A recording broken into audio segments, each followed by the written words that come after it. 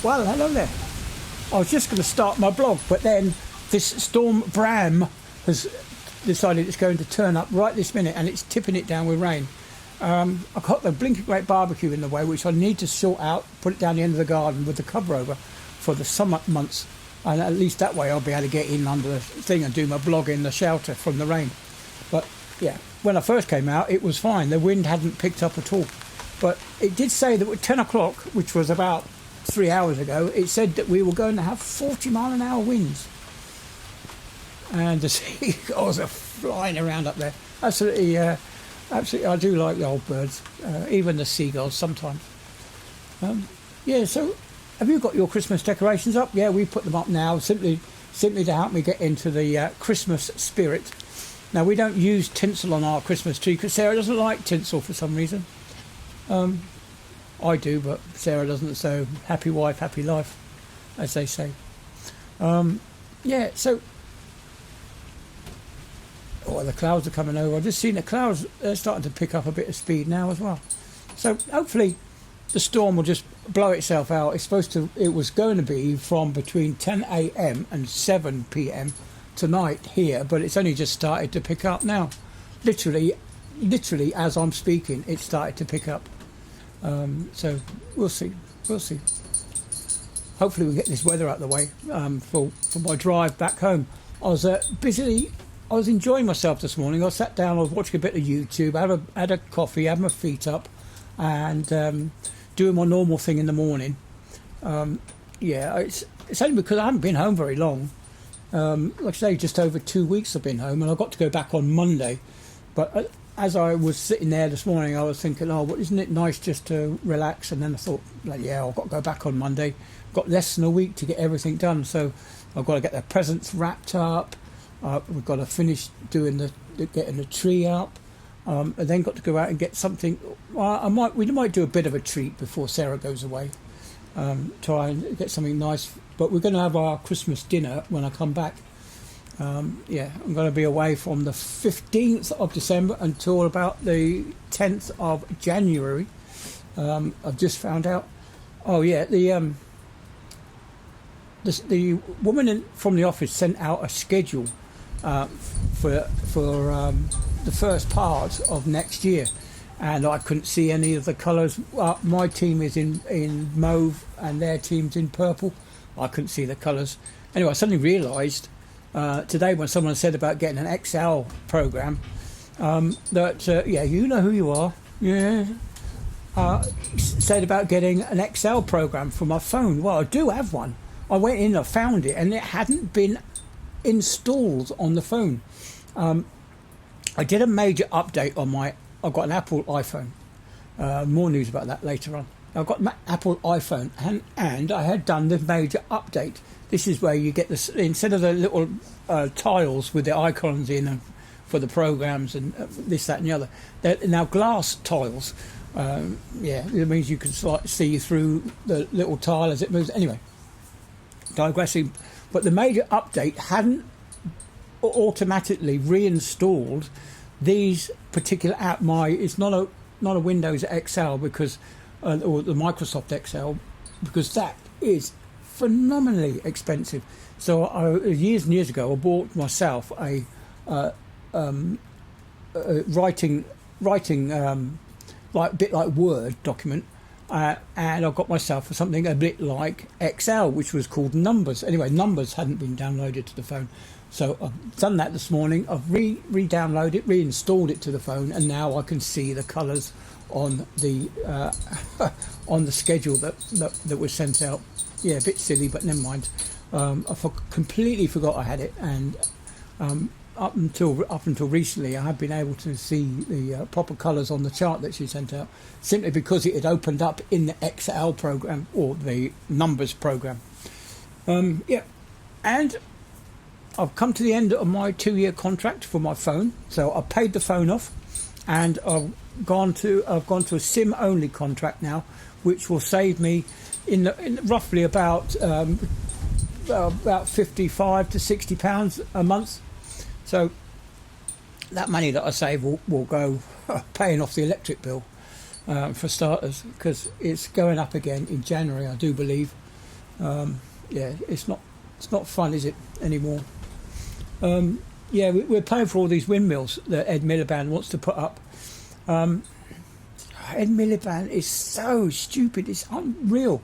We've spent enough money to have bought about 20 nuclear power stations that will run for 80 years for the amount of money that we spent on wind farms that will last for maybe 15 years.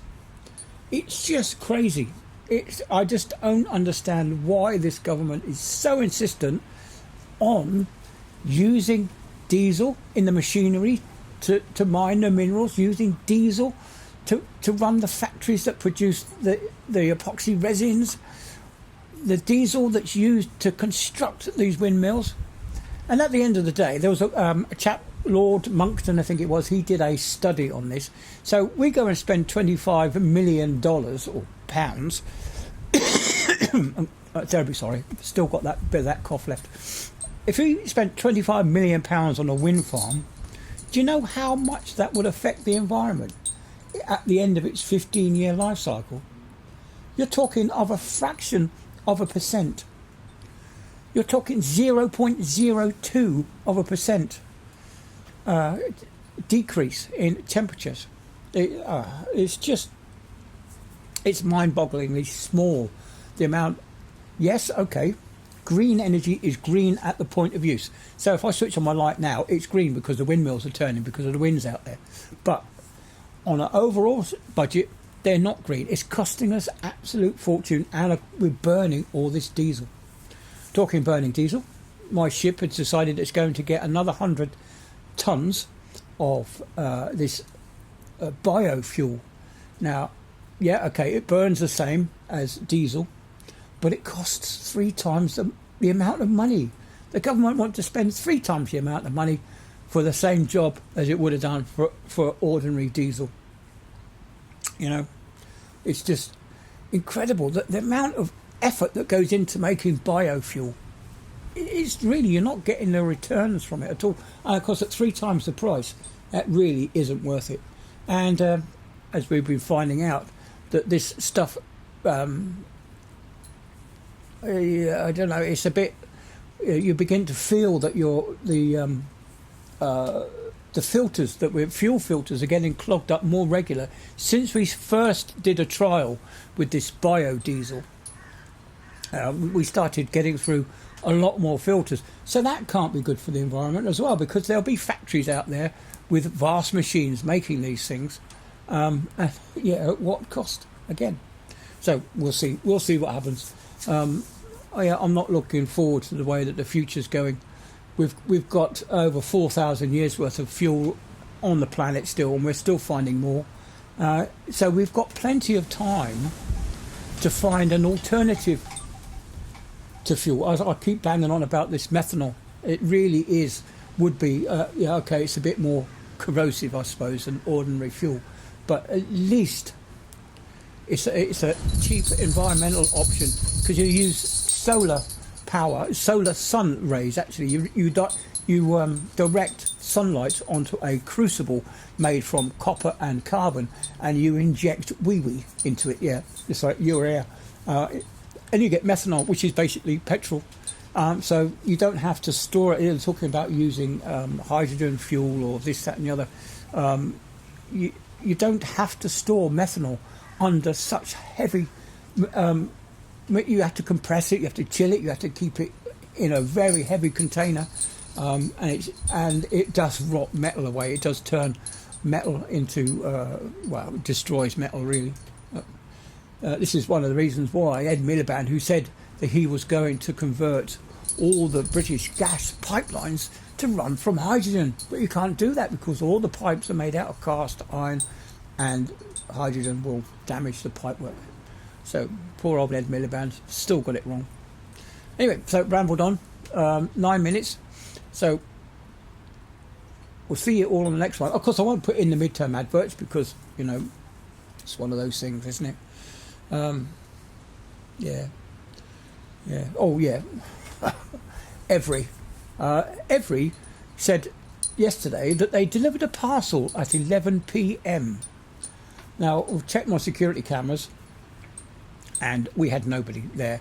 The only thing that we had between going to bed at 10 o'clock and 20 past 1 was a cat that walked in front of the camera at the front door. That was it.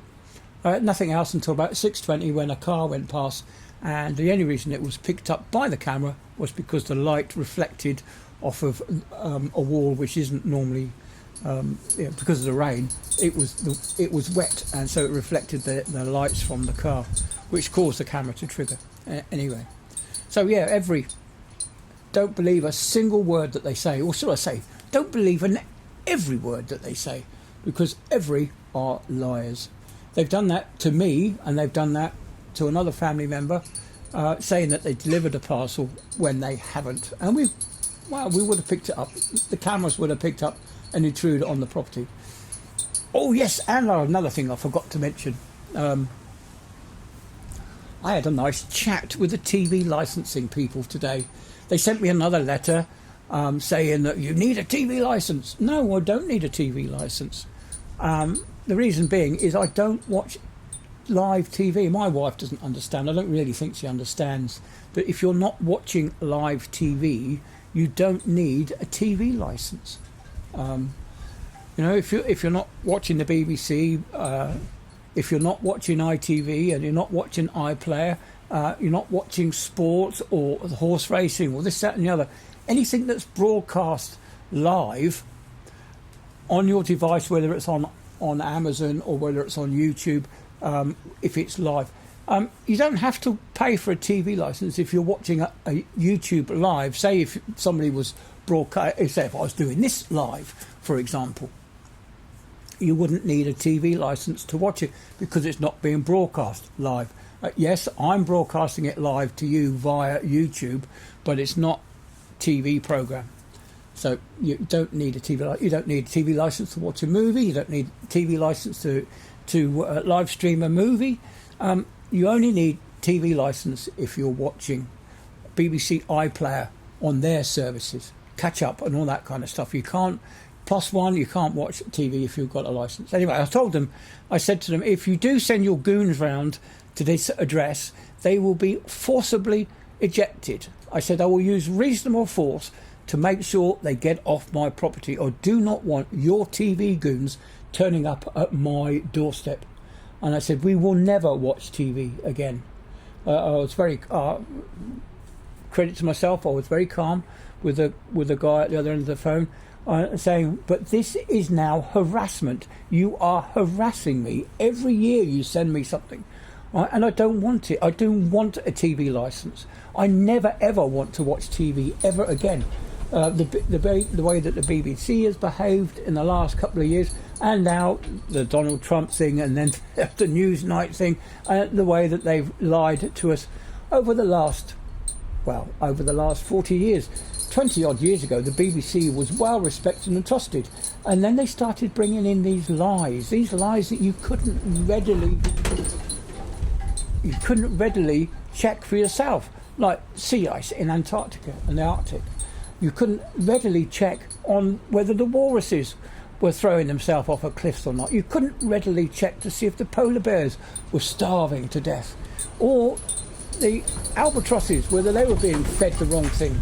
Oh, the wind's picking up, blowing stuff around. So the BBC have lied to us. They've lied to us over Donald Trump, the news, Question Time, the environment, climate change. They've lied to us about Tommy Robinson. They've lied to us about everything. Which I suppose, when you're Labour fanaticists, I suppose you would call them, Labourites, what do you expect? Labour lie all the time and they get away with it. So why shouldn't the BBC lie and get away with it? Anyway, I've gone well over the 8 minutes, so I will not be putting in the midterm adverts. So that's it for a Tuesday. I'll speak to you all later. Sorry it's been such a long rant, but I know some of you, Dr. Kerr out there, I know you watch it. So I'll see you on the next one. Bye then.